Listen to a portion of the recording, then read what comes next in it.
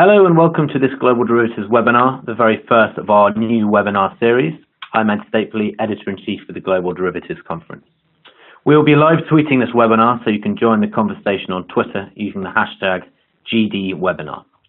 Today I'm joined on the line with Marcos Carreira, Professor, Mathematical Finance, Institute of Mathematical and Computer Sciences at the University of Sao Paulo. We'll be discussing interpolating OIS rates in Brazil. So welcome to Marcos. I'll do a brief intro here to tell you a little bit about the topic before handing over to Marcos. Over the last year, Brazil has been on the news not only for its political turmoil, but for the return of its financial markets, as a change in government brought a new hope that this time things could be different. Few places offer dual-digit interest rates, an active interbank cleared onshore market, and also an offshore market. We'll be delving into how to deal with Brazil's financial calendar and conventions, and also sort of understanding how autocorrelation of monetary policy decisions can impact the interpolation of Brazil's overnight indexed rates. Marcos will be addressing how does the interest rate curve move, is the steepness related to the curvature, and there'll be more on parsimonious modeling of the curve during the webinar. So before I hand over to Marcos for his presentation, I'd like to remind everyone who signed in that we'll be holding an interactive Q&A after the presentation. So if you do have any questions during the presentation at all, please do submit them. You can do this while he's speaking and indeed afterwards as well. And you can do it by using the orange Ask a Question button at the bottom of your screen. So it's my pleasure to hand over to Marcos now, who will be kicking things off with his presentation. Okay. Hi, everyone. I'm Marcos Carreira. I co-wrote a book on the Brazil's financial markets with my colleague Richard, and what I'd like to discuss here is how interest rate marks work in Brazil. So this is comes from a presentation at Global Derivatives, and the first thing to notice is that in Brazil, the main liquid market is for interest rate is future contracts instead of government bonds. And they are traded on a CCP, the BMNF Bovespa, which brings us a very wide base of customers. So you have foreign funds, local hedge funds, banks, and such. Government bonds, when they trade mainly on auctions, mainly on the primary auctions. The secondary market is not very liquid.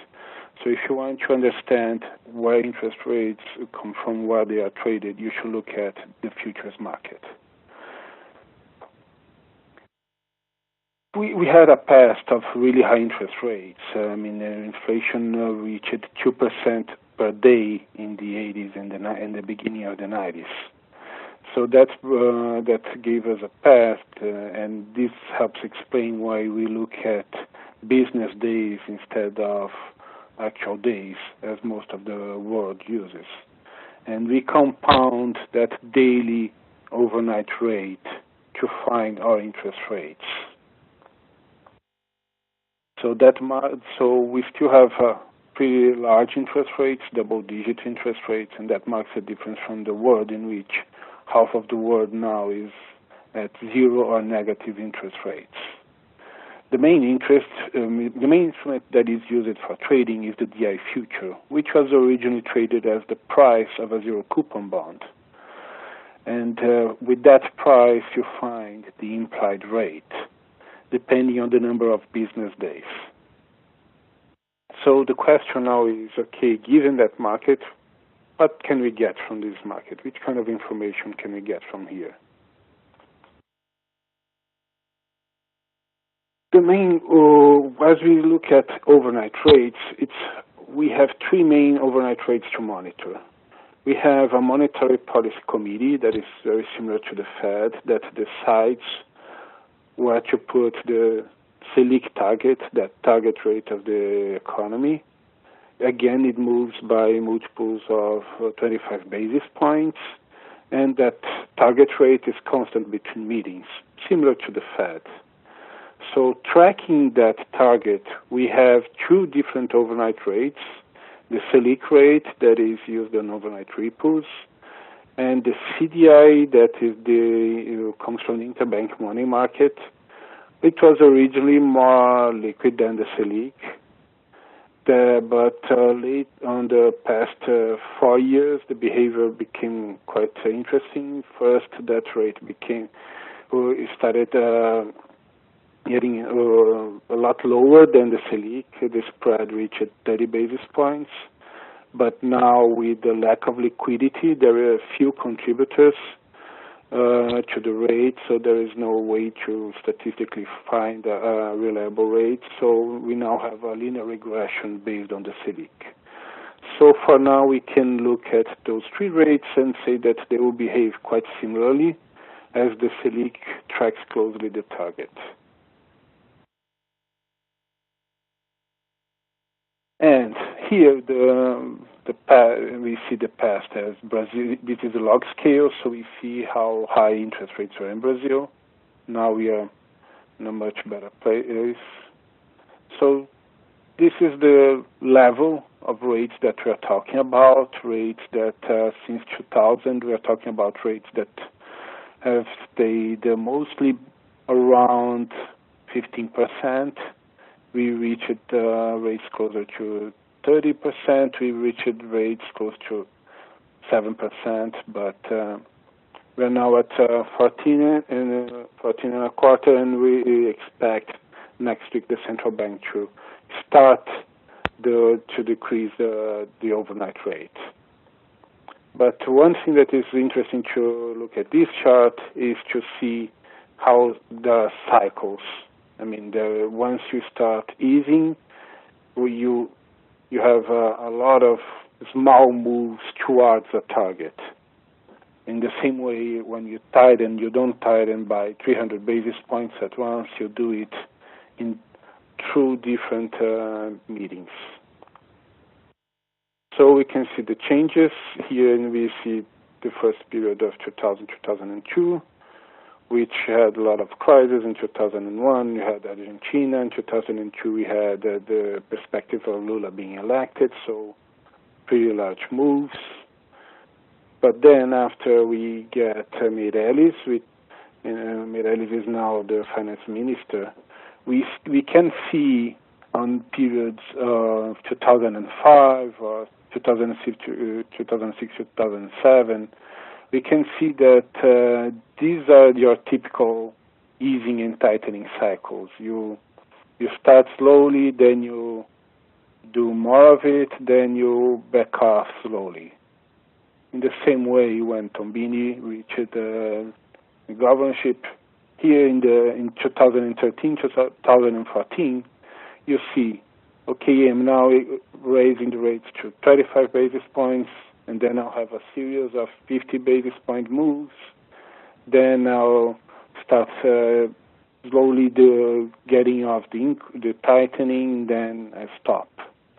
That stop in 2014 was coincidentally or not related to contemporary with the election for president. So you see that the main thing is that those rates change. Typically, the overnight rates change not once. It's not like the Fed, I changed it once, and now I'm waiting, and perhaps I'll change another, and then I'll stop.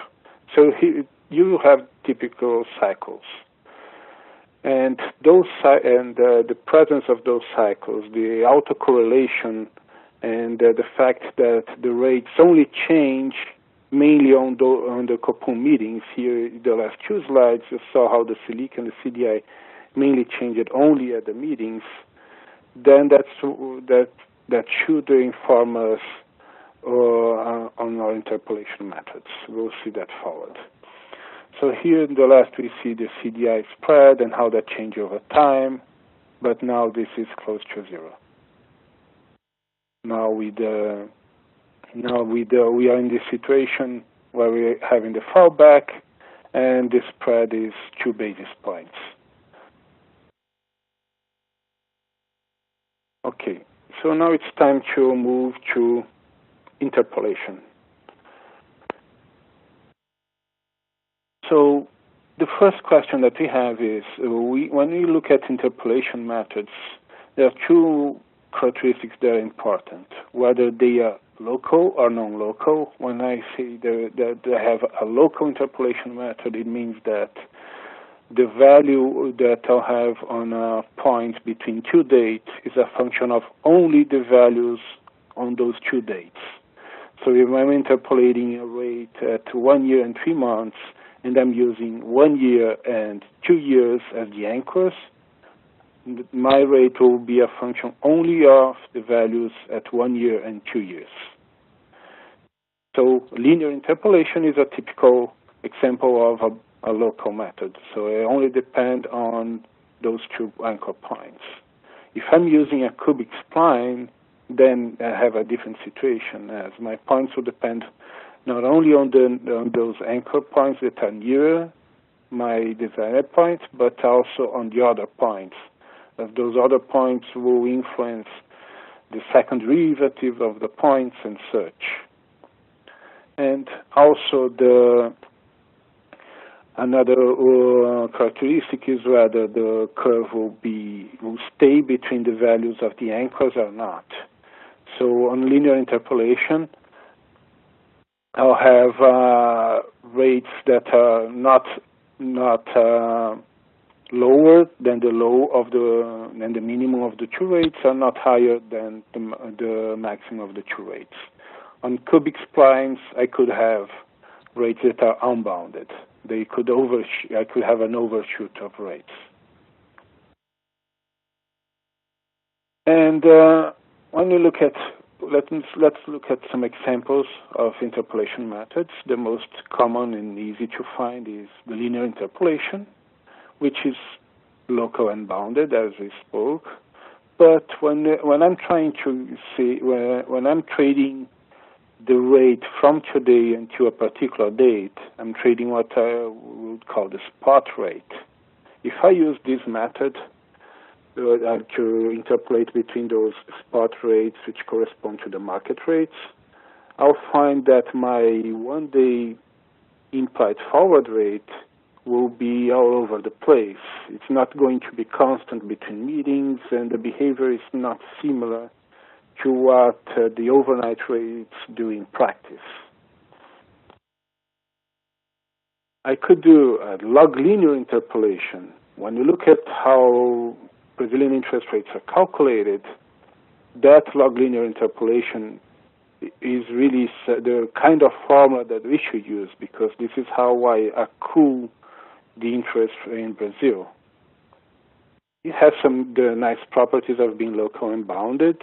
The implied forward is constant between the nodes or the anchors. So if I'm interpolating between 1 year and 2 years, I'm guaranteeing that the forward rate between 1 year and 2 years is the same, which is good also. But used to work in Brazil in the 90s, before the Copom meetings started happening on odd dates, copying the Fed. Before in the 90s, the meetings that determined when the target rates should move, they would happen in the middle of the month, and they would say that the rates should change on the next month. So in the 90s it worked, but we'll need to adapt that for the current situation. A very common methodology for interpolation is the spline interpolation. You have easy algorithms you don't need to code this interpolation yourself. You can have in Python a one-line formula to interpolate the points. But you'll find that it's not local, it's not bounded, so it's really quite sensitive to your inputs. If you change a bit your inputs, you'll find very different answers. And the question is that the assumption that what is smooth is the spot rate is not realistic to this market. So, well, I mean, there are characteristics that we don't like, but there are ways of judging how those interest rates work. the first way to look at how these things work is when you interpolate rates, you are manufacturing a new rate from listed instruments. So you have and your interpolation method. So in a similar way in which you will find the price of an option based on your assumption of how the stock changes, whether the stock changes on a Brownian motion and such, in a similar way, I can define an interpolation on the assumption on how the interest rate works, and with that algorithm, I can find the price and how I would hedge those instruments over time. I can look at the autocorrelation structure of the changes, and judge how well the algorithm works, which is whether if my hedge is effective or not. I'll hedge a swap and see whether with the DI futures I'll change that dynamically, and then if I have some P&L at the end, then my interpolation is not good. So this chart shows an example. I'm using data from 2002 when the curve was quite steep, but we'll find similar results now. So the ideal interpolation method minimizes the P&L variation, and it's unbiased. It means that at the end I should not have any P&L. I should have zero P&L on my hedged portfolio. The blue line corresponds to the interpolation method that we'll look in the next minutes. The other interpolation methods that we discussed, like linear interpolation, the log linear interpolation, and the cubic spline, they all have very messy P&L. They do not minimize P&L variation, and they are not unbiased. So let's look at how we should interpolate the rates.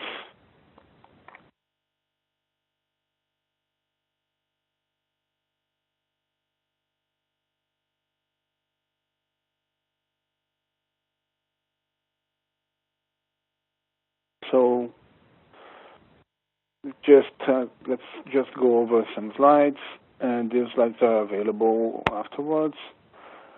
The easy version is, let's suppose that we have a liquid market for every DI future, and we have after every coupon meeting, after every monetary policy meeting, we have a DI future.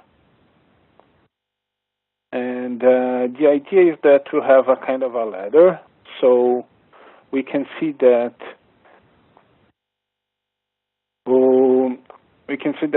we have, if we have a DI on a particular date, for example, on time 3, that DI is giving me information of what happens with the rate after the coupon meeting on time T2.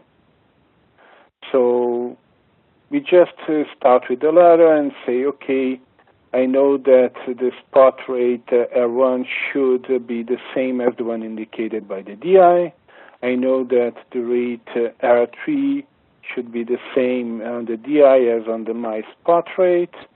And I know that from T1 to T2, I should have the same forward rate. So I go over and say, keep the forward constant from T1 to T2, from T3 to T4, from T5 to T6, and it's a simple matter. I go down the ladder and I'll find what the appropriate rates should be. The problem starts when I have more coupon meetings than than DI futures. So what is the main assumption of the model? I have a central bank trying to smooth changes in the target. I don't want a central bank that goes and says, oh, I'm going to raise rates 50 basis points now, and then on the next meeting I'm going to decrease those rates 25 basis points. And maybe I'll do a zigzag and raise them again on the following meeting. As we saw before, central banks try to smooth those changes you'll see that there are tightening cycles, easy cycles. You don't have zigzags, hopefully. So the question is, what happens is not, what matters is not how many business days happen between meetings. What happens is that I have a series of forwards and the changes in those forwards, and that series of these changes in the forwards should be smooth. And I'll try to minimize the second difference, which is the sum of all the elements of the last column. So I'll try to minimize the sum of all the differences. So I have a change in the forward, R23 minus R12. Then I'll have a difference between those forwards and the second difference between those forwards in absolute value. That's the kind of thing, that's the sum that we'll try to minimize. And if I want to insert the fit with the market rates, I'll minimize the sum of the last column with the sum of the first column, which is to ensure the fit with the market rates. This can be easily implemented. You can use Excel Solver to do it. You can use a GoSeek or something. You don't need a very fancy library to do it, and you have good results. So that's the methodology that we used, that we saw on the last slide, that given the DI futures and the swap, that's how we interpolate. We should interpolate the swap on a daily basis to find, let's say, the best possible interpolation. And also, what we can get from that, what we can use this interpolation also. We can use that interpolation with, start using that interpolation with less points than all the points. Not all the points in the market are exactly liquid. So we can start using this interpolation with, let's say, the 3 or 4 most liquid points. See what kind of curve we get.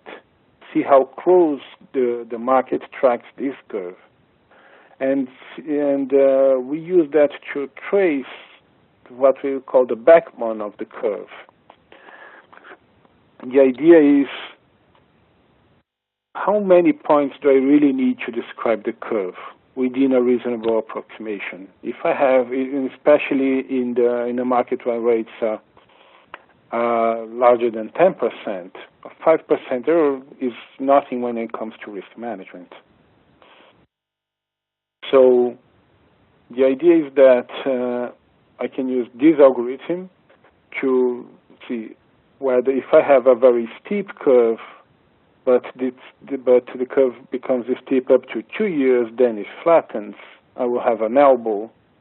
And when I have to fit that elbow, I'll probably have 1 or 2 nodes around that elbow. And that on itself is informative. So by going over the whole history of the curve, I can see whether how many points did I need to describe the curve at each day, and how those points changed, the number of points needed, and the location of those points is informative also on a risk management perspective. So there are some other applications on pricing of options, which comes from the way we describe it is, but we can go over first we can go to the questions now, and we can go over the options on a later opportunity or after the presentation. So, well, thank you very much.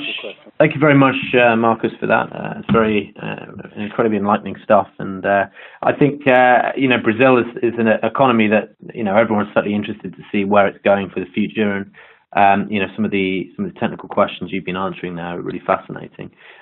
Did you say you wanted to embellish a little bit on some of the areas you were talking about? I'd encourage questions to come through now at this stage. For anyone who's interested in a specific question, you can submit that through the orange box. But Marcus, I know you kind of cut yourself short there, so feel free to embellish a little bit. I think you want to go into maybe the option side of things. Yeah, so when it comes to, okay, so on option pricing, the idea is that not all the possible paths of the interest rates are feasible. So here, for example, all the possible interest rates, so looking now at 2012 when rates are really low, so depending on the possible decisions of the next two meetings of the Monetary Policy Committee, we'll have those different values for the spot rates. Mm-hmm. But chances of, let's say, going up on the upper branch first and then going down on the lower branch on the second node, that is not a very feasible path. So, yes, so the idea is that the accrual of the CDI looks like that. So the CDI is always very positive here in Brazil. So the question is, how steep is the curve of the accrual? So if you're pricing an option on where the realized value of the accrual will be, you're talking about really which of those four discrete trajectories you'll find. So on the short term, we're looking at very limited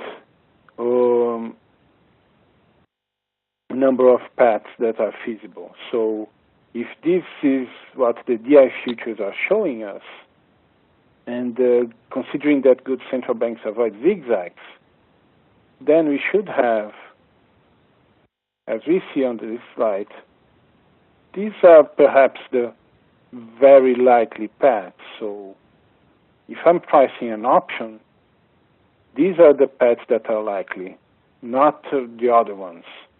So for pricing interest rate options in Brazil, at least the IDI options, it pays to look at this kind of discrete modeling instead of continuous modeling, because the structures that are quite common in Brazil, which are flies mainly, try to pinpoint the exact path of the monetary policy. And so modeling those options wrongly can lead you to give you very wrong prices. That's great. I've got one question that's come in here. Yeah, I see. So how far out on the curves are the futures liquid? Yeah. When it comes to, let's say, longer dated futures in Brazil, the most liquid point is the one that matures on January 2021.